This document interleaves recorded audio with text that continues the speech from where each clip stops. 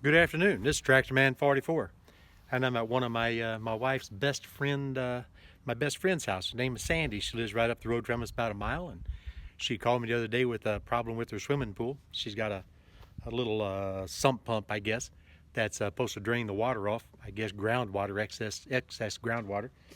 And dadgum, that thing was burnt up. It just wasn't any good anymore. So at any rate, we went ahead and got her. She got a replacement pump for me, and I just cussed and raised all kinds of holy heck about how poorly it was installed before because it was inaccessible. You couldn't get any wrench in there to disconnect anything. Just couldn't do it. So what I'm doing today is I'm making a video for my lady friend Sandy, and kind of let her see what we had to do to kind of make it to where it's going to be serviceable in the future. But at any rate, we're going to use all these parts and pieces we got here. First off, this is the part that came out.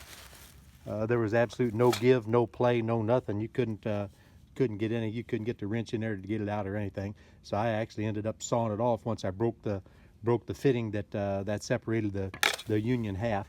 But anyway, I'm going to repipe that with a union up, an 1.5 inch union up on top to make it very easy to take apart. And I'm going to put a 2-inch by 1.5 inch reducing coupling onto that 2-inch pipe. The discharge of the original pump and the discharge of the new pump are both 1.5 inch, so it doesn't matter that I reduce it up here on that horizontal run right before it goes out the wall, because it used to be reduced, you know, right off of the or increased right at the top of the riser going into that horizontal run that I've already got the purple primer on. So at any rate, I don't have my tripod, so I'm going to get about the business of doing this, and then I'll come back a little bit later. This is Tractor Man 44, gone for now. So we determined what length we needed to cut the pipes and everything, and kind of got a little bit of primer on this. We're ready to glue it together. Got the monkey or gorilla tape, you know, on this guy right here, monster tape on the male threads.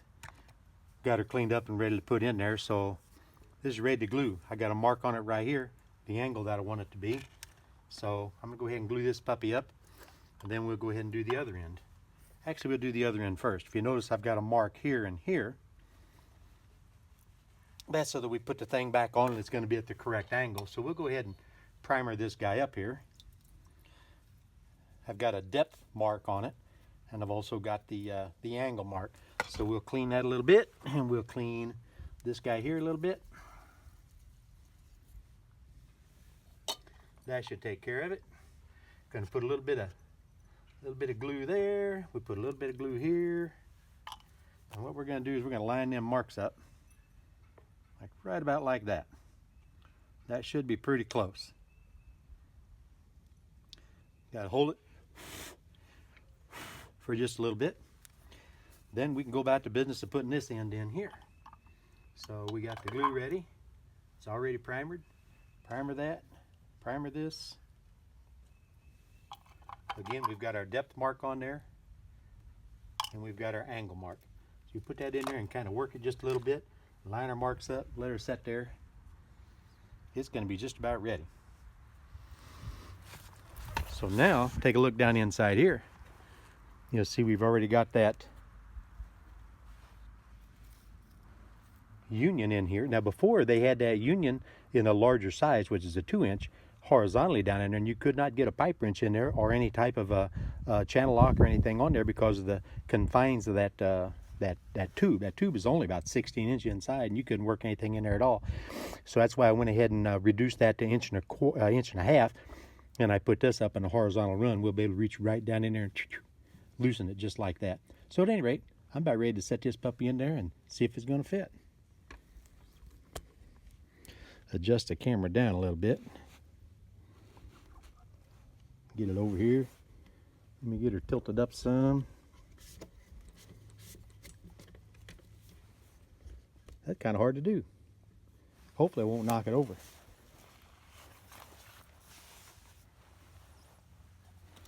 Let's go ahead and clean the inside of this union half. Let's clean the other part of our street 90. That's going to go inside it. And what we're going to do, we're going to spin this guy off.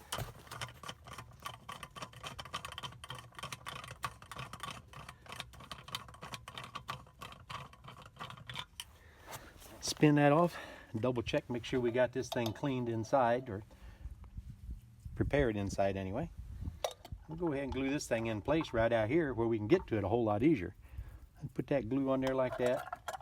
This is off camera up here, but I'm putting the glue in it like that. The slider together, just like that. As soon as that cures just a little bit, we'll be able to drop it in the hole. We would drop it right into the hole and fiddle with it until we get it aligned, and go ahead and start this up and then finger tighten it.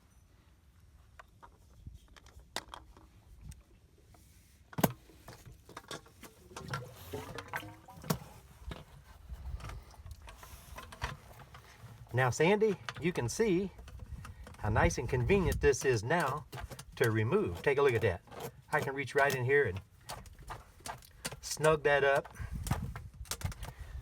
Now that's an O-ring fit, so it doesn't have to be real tight. But we snug it just a little bit. We take the big old channel locks and we just put a little bit of pressure on it. If you remember the other day when you watched me trying to take it apart, I couldn't get anything down inside here horizontally to work that. So whole thing in a nutshell, it's looking pretty good. So we're ready to fire this thing up and make sure it works. I gotta remount the electric box first though. So there it is. We plugged that cotton picker in and it's just working like a charm. Water level's already gone down about 6-7 inches, 8 inches or so, and it's continuing to fall. Don't have any leaks, don't have any problem at all. Just next time when we service it, we have to pull the 2 screws, pull the electric box off, reach in here with the channel locks and pop this guy over here, twist it to the side and pick the whole thing right up and out of there. It's literally going to be 5 minutes to service next time instead of, you know, an hour.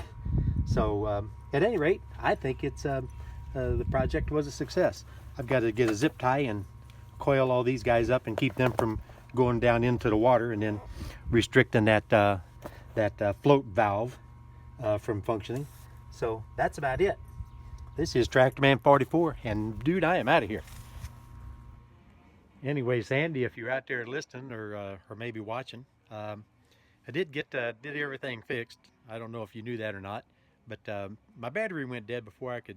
Actually, I started finishing the video and went 3 seconds and the battery went dead, so I kind of rambled on, you know, to nobody, kind of a little bit about nothing. But at any rate, he was just letting you know that everything's done. So at any rate, this is Tractorman 44. Sandy's fixed, swimming pool's gonna work, and I am out of here.